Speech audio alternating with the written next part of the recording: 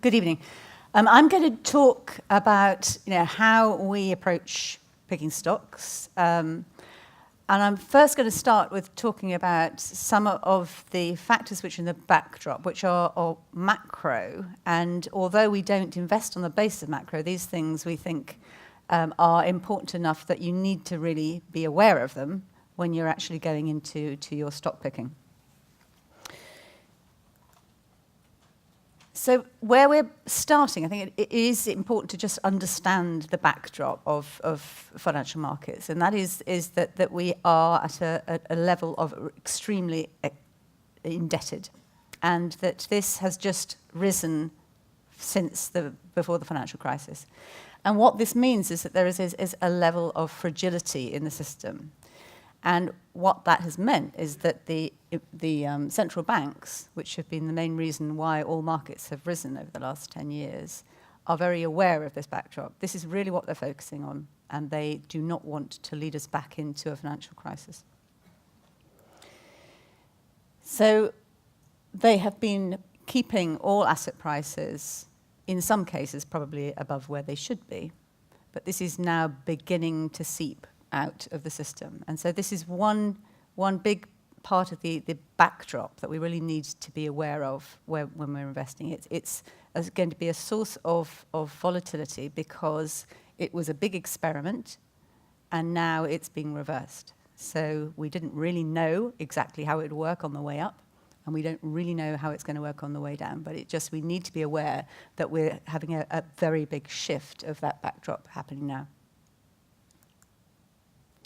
What this means, we think, is that one of the things that we always look for in stocks is quality. And that's quality of returns, quality of balance sheet and management. And this quality factor, we think, is going to be even more important from now than it's been over the last, say, 10 years. Because we are going to an environment where you are going to have less liquidity. And so already we can see this quality factor, which is the blue. So this is just for the quality stocks within the global markets. So we can already see that these are beginning to outperform, and that began to happen really last year, which is at the same time that this liquidity was peaking, which makes a huge amount of sense. So when you're looking at potential risks, this issue of quality and quality of balance sheets in particular, as interest rates start to rise, as the liquidity comes out of the system, is going to be, we think, more important. The second thing that we're seeing at the moment is about growth. And so liquidity, growth and valuation are the real drivers in markets. Growth at the moment, we are seeing a really big difference because of the trade conflicts at the moment. In the short term, we think these will be resolved, but in the longer term, there is going to be continued conflict between the US and China just because of the size of China and what it's trying to achieve. So this is going to be something that is going to be in the backdrop for the foreseeable future and something that we need to be aware of when we're investing. And it comes at a time when growth is already beginning to slow. And so earnings, which were very, very strong last year because of the impact of the US tax reform, they are now slowing down. And we're really seeing that everywhere. So that growth support that we've had for asset markets is no longer going to be there to the same extent. So that's the growth impact. And then the longer term, which is something that we dwelt in the last presentation as well, is that we have a big theme of digitalisation going through all sectors. And this is something that we also need to be really aware of when we're investing. And we want to find those companies which are on the forefront and in the right side of history. And we need to take account of what's happening when we're looking at both the growth, the sustainability of growth in the companies, but also in the way that we value them as well. And although I won't go into a huge detail about this, but to me it's very important. When you are valuing a company, particularly when you're looking at its assets on the balance sheet, you really have to be aware of what digitalisation is doing to all of these assets. The this wave has been going through, as I say, each sector in different times. And it means that the assets that are actually being reported in the report and accounts that you're going to be reading, the assets may not be reported in there. They may only have the acquired assets and not the ones which have been generated by the companies themselves. And so that means you've got to be very careful when you are trying to assess the value of that company, looking at the book value which is in the report and accounts. The accounting industry will catch up in time, but it's very, very far behind what's happening within companies and within that we're investing in. So this is just showing that the relevance, which is that blue bar, of price to book as a measure for valuing has become less and less so, less relevant, so less useful. So it really should be treated with quite a lot of just care. And at the same time, the R&D and SG&A as percentage of sales has been rising, which is showing that more of the assets are being generated, internally by research and development. So they're intangible, and they won't necessarily be there for you to be able to value. So I think that's really worth thinking about if you are doing your own research and doing your own investment, which I know some of you will be. So that's really some of the big thematic and macro things that we're looking at, which are informing our investment decisions in the background.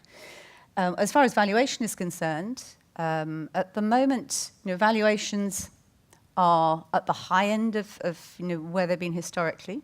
There are reasons for that, which is because interest rates are still relatively low, and against fixed interest, they look better, equities.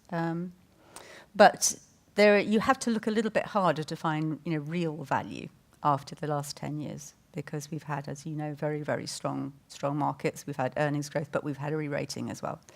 Now, after the fall-off in the end of last year, there was a little bit more short-term value, but there's still, and there are pockets, but there's still not as much value around as there used to be, so you need to be more selective.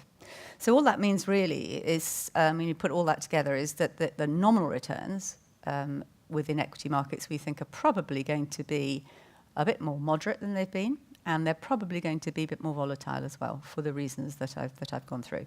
So those are the things that we would think you need to keep an eye on, when you're doing your investment. So I've gone through that. So when you are then, that's where you're starting, so you know your landscape. So what we're looking for when we're looking for a stock is for something that has got the ability to grow. And I think you've heard a lot about that in the last presentation of companies which have got the ability to grow a good long timeline ahead, that have got the ability either through their own innovation, through their exposure to growth areas in the world, through their own high barriers to entry. That's the sort of companies that we want to be investing in, because it's easier to grow if you're in a growth company. But we also really want good quality, and that comes back to the factors that I was talking about before. We're looking for competitive advantage. We want good returns in the business, and we want a management who can allocate capital, you can trust, and that have got the ability to fund from their own business. So good balance sheet, and that is going to be, we think, as I say, more important going forward as you get less liquidity. So when we look at all of those attractive features, then we want to make sure that there is still some valuation upside. And so that's the third thing that we're really looking for. And if we can find these sort of good long-term growth companies with good quality, and also find an opportunity when they are trading relatively cheaply, then that's really attractive for us. So a couple of companies which we've got in the portfolio which are really hit those parts of the philosophy. One is Cooper. Now, we like healthcare. As a rule, it tends to be an area where there's quite a lot of growth opportunities, but there's also a lot of different and idiosyncratic returns and risk. There's a big dispersion of returns within the sector, and it's an area where you can really apply some specialist knowledge and get a better understanding of what you're investing in. A company that we invested in last year is Cooper, and they are one of a duopoly, really, of lens manufacturers. And so they are at the forefront of this. This is, we're seeing a very steady trend of myopia, because we're all looking at screens the whole time. We're all getting older. And so there's a generally a better than average demand that you've got for this backdrop. A very strong quality business, very strong returns, well managed, and good capital allocation in the past. When we bought it last year, it had a derating, and that was because there was more concern about new competition in the market, which, having done our research, which involves not just talking to the company, but talking to competitors, talking to consumers, going through quite a lot of due diligence. Our understanding was that the competitive concerns that were being priced into shares were really overdoing it.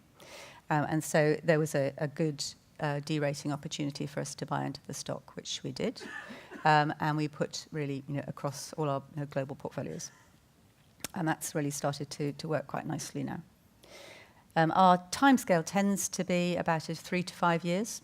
And that gives, we think, enough time for the company to really to show what it can do.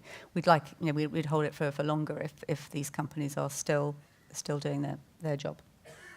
And the turnover within our portfolios tends to be about 20%, which is a year, which matches up with that 3 to 5 year timescale.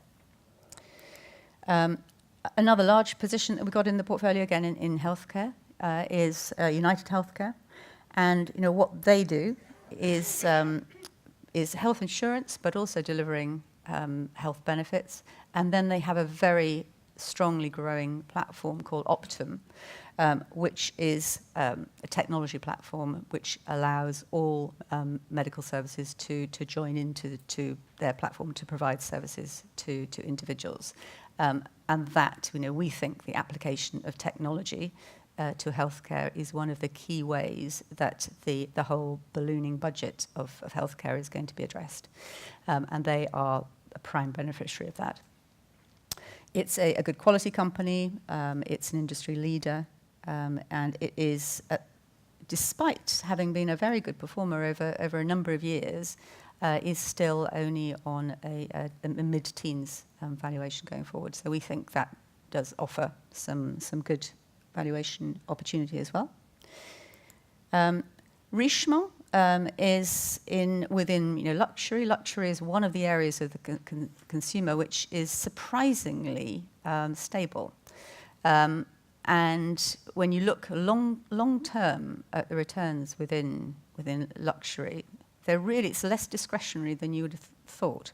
It is a good quality area. Again, you have to make sure that you're picking the right companies. But they have a good returns within the business. They are benefiting both from this sort of structural demand for jewellery, particularly in emerging markets, and the valuation is relatively attractive. So that's a company which, particularly at the moment, with the prospect of a bit stronger growth in China towards the end of the year, looks as if it's relatively well supported. And the last one is really comes back to that whole theme of the digital transformation. And this is Essentia, which is right in the centre of that transformation process. And every industry is seeing it. They have a very, very broad industrial companies that they are selling into. And they have a very strong and rising barrier to entry, because the sort of digital transformation products projects that they're doing now are ones which fewer and fewer companies can actually deliver, particularly because they are often hybrid, linking up the cloud to existing legacy systems, and these are legacy systems which Essentia often put in themselves. And so they are in a very, very strong position to be able to deliver on these bigger projects. And so there's a very good runway for growth that they're seeing. Good high returns, extremely cash generative, and not an expensive share either. So that's one that we've had for some time in the portfolio, and we think is really right in the centre of some of these transformations. Now, the Brunner Investment Trust has all of those stocks in it. It is a growth and income global portfolio. It's focused. It's got around 70 stocks in it. And it's got two objectives. One is to grow its dividend faster than inflation. And the second is to outperform its index. And so that's what it's built to do. And that's what it's doing. And we have taken it to make it more global over the last couple of years. We've made its benchmark more global. And we did a very big restructuring job last year on some extremely expensive debentures, which had been put in about sort of 20 years ago. And so it now has an extremely efficient balance sheet and a very low cost of debt. So that is Brunner. And I will be very happy to answer questions when we're all on the panel. So thank you very much for listening, and over to the next one. Thank you.